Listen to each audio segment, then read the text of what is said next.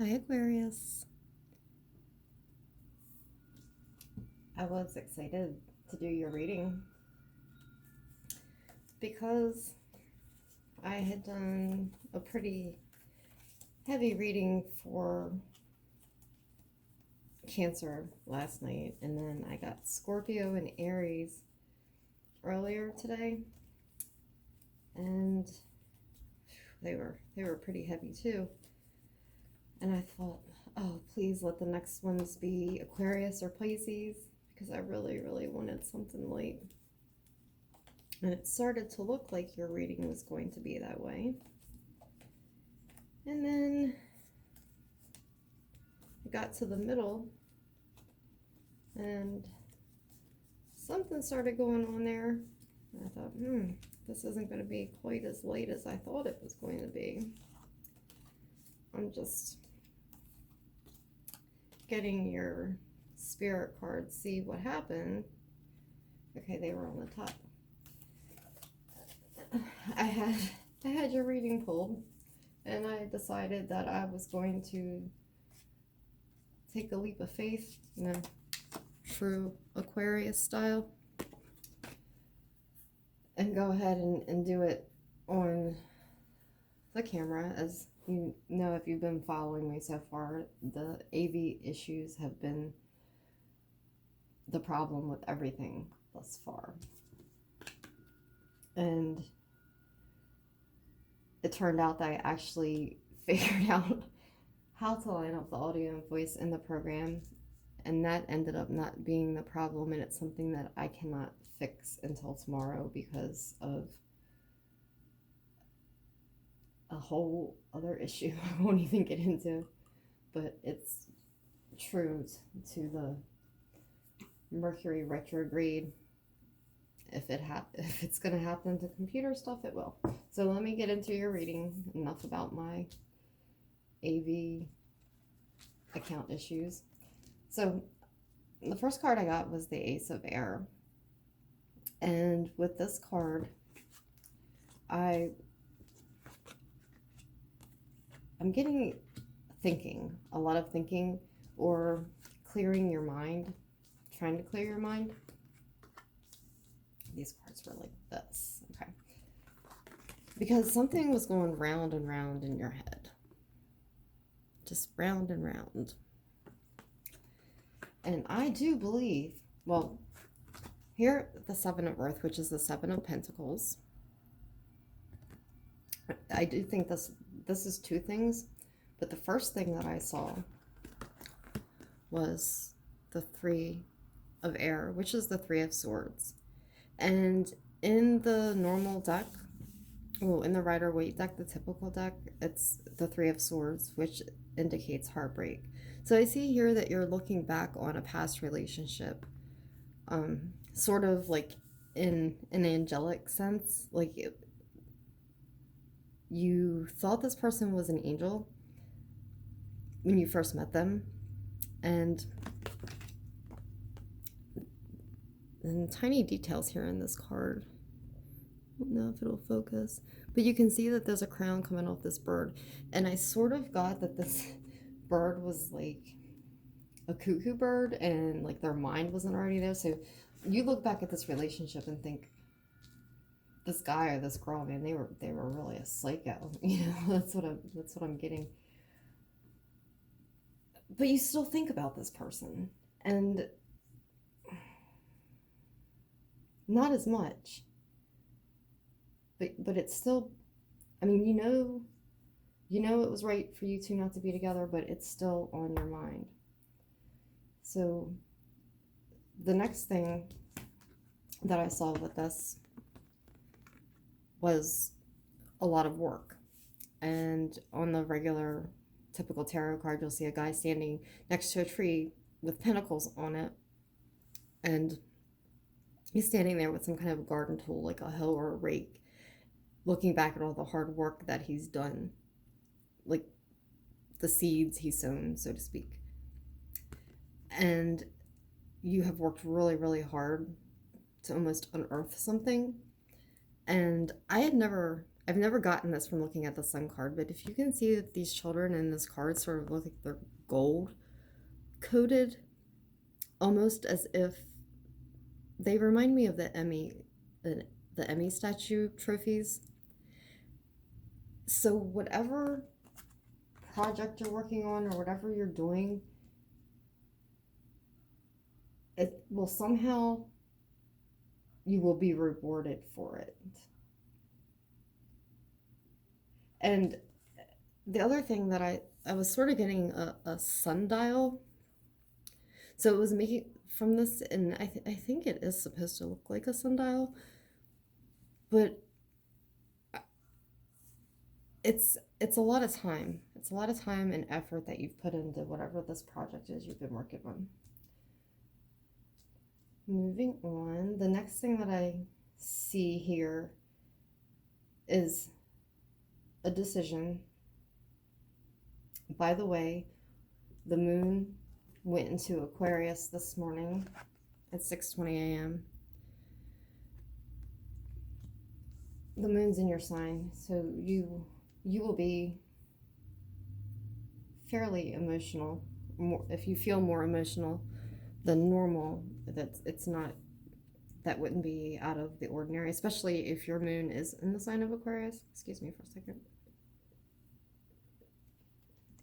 Been incredibly thirsty. I've been talking all day on here. Okay. So there is some sort of, and I don't know if it's necessarily a relationship, but strongly getting a dark-haired girl or a dark-haired male. The sex of this person doesn't necessarily matter. It's the energy of the card. So the person of interest to you could quite possibly have dark hair. You, on the other hand, would be the one with the lighter hair because you are coming across as thinking about this person, loving this person is on your mind. You can see she's holding this cup, which represents your emotions. She or he has your emotions, and you're thinking about them endlessly. I don't want to say needlessly, but I kind of got that feeling for some of you.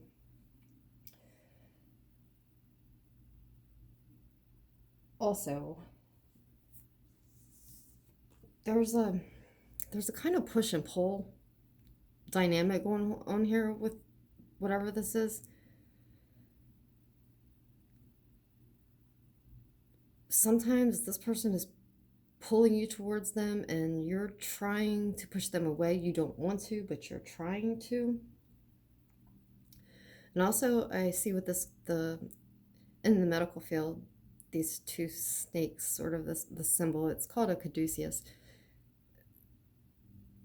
You're trying to offer this person advice, almost too much advice, I would think.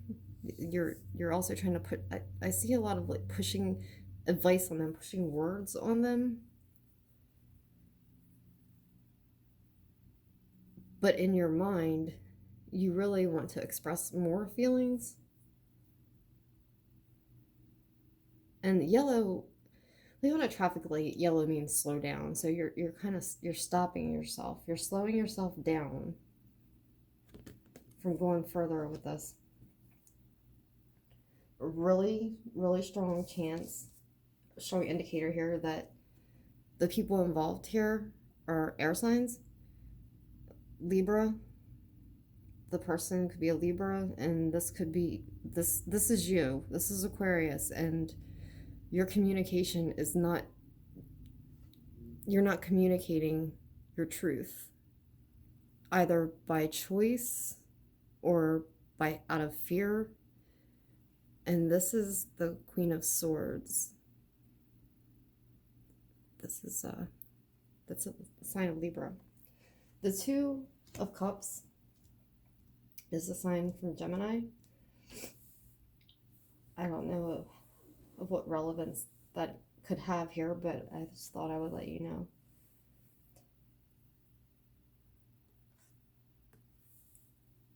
when I began your reading, I pull from the top of my 3 major decks until I get a major arcana, and that's how I decide which sign I'm going to read for. And I got the Star.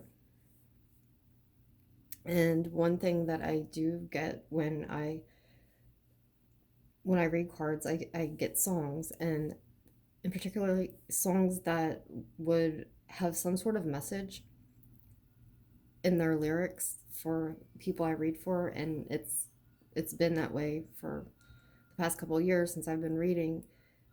The first song that I got for you was Superstar by Lupe Fiasco. It's a very old song, but it's a really good beat. I still love that song. And I think this is because of this hard work that you've put into whatever this project is that you will receive obvious commendation for, and it's well deserved. And in this card, you can see that she's holding a bucket or some kind of a cask. So the effort that you put into this was not only just pure work. You put a lot of your emotions went into it too, because the water element represents emotions in the tarot. The second song that I got was In the Air Tonight by Phil Collins. So if you want to listen to those 2 songs, I believe that there are messages within those lyrics that would be helpful to you. The last card here is the 5 of Wands. And you did have an extra card fall out.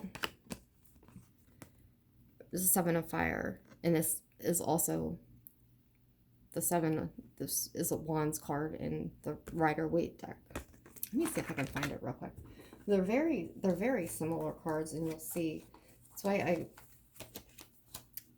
with the 5 of Wands, I was getting the message that you're struggling in your mind about this person, right? So here's these 2 cards are the same, the 7 of Fire and the 7 of Wands. But do you see the similarities? It's a battle in your mind. But this card being upside down is that you've kind of resolved this. You know what the right move is to make, but you still struggle with it. And I was kind of taking this. This is a warning to you.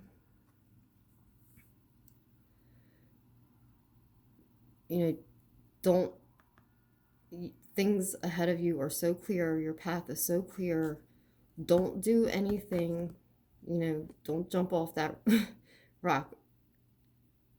I mean, it's not a unicorn. I think this is a Pegasus. This is a unicorn. This Pegasus has wings, so if it jumps, I think it may be in the air. It's in the air already. It can fly. But if this unicorn jumps, he's gonna die. Not literally, but you know what I mean? It's not. Don't jump.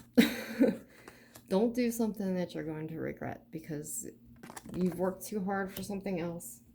So just try to keep a clear mind. I pulled the animal spirit cards. The first 2 I got were the owl and the elephant. The owl is a sign of wisdom. Everybody knows that. Owls are supposed to be smart. And then the elephant. In this case, the elephant can represent an intuitive person, but it made me think of, and I think this card is supposed to represent Lord Ganesh from the Hindu religion. In Hindu philosophy or Hindu religion, Ganesh broke part of his tusk off to use it as a scribe. So I think what you are working on has to do with some kind of composition, words, strongly getting music, perhaps art. Aquarians and Pisceans are probably the 2 most creative signs in the zodiac. They're the musicians, the artists, and we well know the Aquarius is the sign of a high intelligence. And with this card, it was making me think of the black and white, like words on paper, like the little black on the white, and like that made me think of like a sunrise, like you were working through the night on something, composing something, writing something. Maybe you're in school, or maybe you have a lot of work to do, but this is something. And I don't think it necessarily has to do with a job, because it seems, I mean, it could have to do with a job, but it seems more of something that you're passionate about because of the fire element. And fire usually represents passion in the tarot, but it's a lot of words and it's a lot of work. And it also made me think of your mind. Like your mind is just really, really busy. And this card came out, and I almost put it back because it fell out with that, because I was thinking, what is this? Does this have anything to do with this reading? Like, that can't be right. And because typically I see this person or this card represent a person, like a blonde person. I don't know why. That's just the energy I read off of it sometimes. And sometimes, you know, it could be the slice, like Fox. But I almost stuck it back in the deck, and then I got the words, "What time is it, Mr. Fox?" I remember when I was a little girl, we used to play this game called "What Time Is It, Mr. Fox?" And one of my uncles or somebody, all the kids would line up, and the person would stand there. And wasn't always an adult, but it usually was one, like my dad or my uncles. And we'd say, "What time is it, Mr. Fox?" And he'd say, 1 o'clock, and you'd take one step. And then we'd say, "What time is it, Mr. Fox?" And he'd say 4 o'clock, and then you'd take 4 steps. And of course they were tiny steps, right? Because you didn't want to take big 4 steps. And when you said, "What time is it, Mr. Fox?" and he'd say midnight, he would run and start chasing us, and we'd all have to run away. And if he tagged you, you know, you were out. So whatever you're working on, there's a deadline, right? You're trying to get all this work done by a certain time. So it's either procrastination, or you truly just have a lot of work to get done by a certain time, and it's stressing you out. It's strange. It just hit me when I went to go put the car back, and I was like, that's what it means with all this, you know, writing or whatever. There's a deadline for something. This card came out, and this is Lease of the Shadows. This is the Aquarius card in the Oracle deck. And when Lease of the Shadows comes out, she wants to remind us to let go of past toxicity or shadows from our past, most of the time from relationships. So that's exactly what I was saying about this person, this psycho ex that you had, or this crazy person that you were with. It's supportive energy from this to let that go. With the Soulless card, it is illumination, but it's sort of the same message as the sun. It's a new horizon. Soulless represents a new horizon, a new gateway, new things, opportunities, things in your life that are going to open up because of the success that you have with whatever it is that you are creating. The Dark Lady, there's a really bad glare on this card, I'm sorry. This is more of, yeah, this is rated NC-17. Brian Froud's cards can be pretty explicit, and this isn't even the most explicit deck, but his illustrations are gorgeous. So you're gonna have to, you're kind of, she can also represent addictions, right? Or compulsory sort of thinking. I don't want to say rumination, because I don't feel like that's the same thing. It could be more like rumination. Ruminating is when you just kind of think about the same thing over and over again, and it's not really a word that you use in connotation with something good. Like ruminating thoughts are bad thoughts or things that are unhealthy. Most of the time, that's how you hear it in context.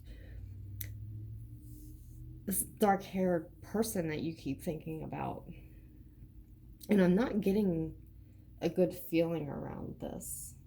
It doesn't intuitively, I'm not picking up this is a good scenario. I'm not saying that they're a bad person, but there's a warning here, and I think this warning has to do with this person. I don't know if it means that they're not on the up and up or they're not being completely honest with you, but it doesn't feel good to me.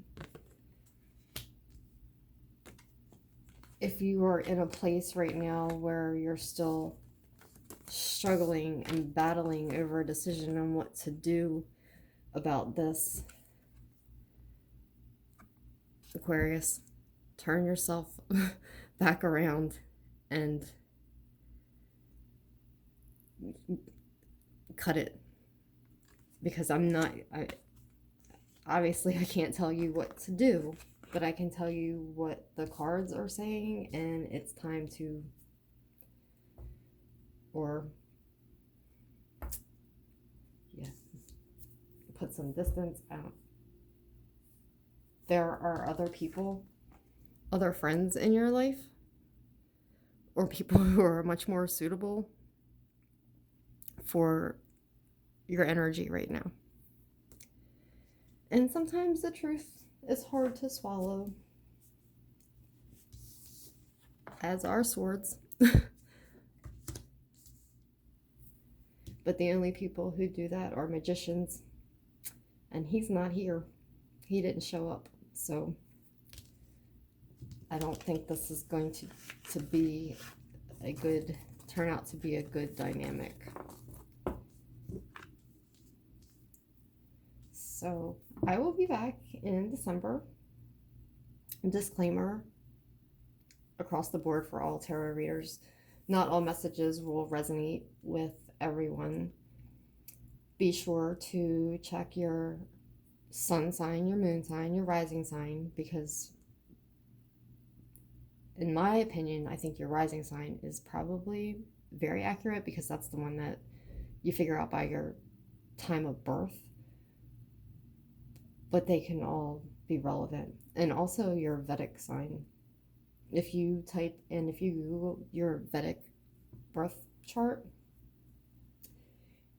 I found that I'm a pretty decent half and half of my sun signs in both Western astrology and Vedic. They go together very well.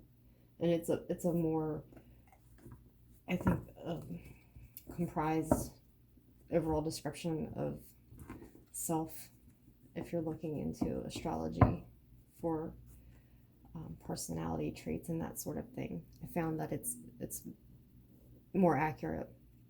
Also, if you have heavy placements in a sign, if you have three planets in Gemini or something, then you would exhibit a lot of those qualities as well. Okay, well, enough of that lecture. I will see you guys in December. Bye.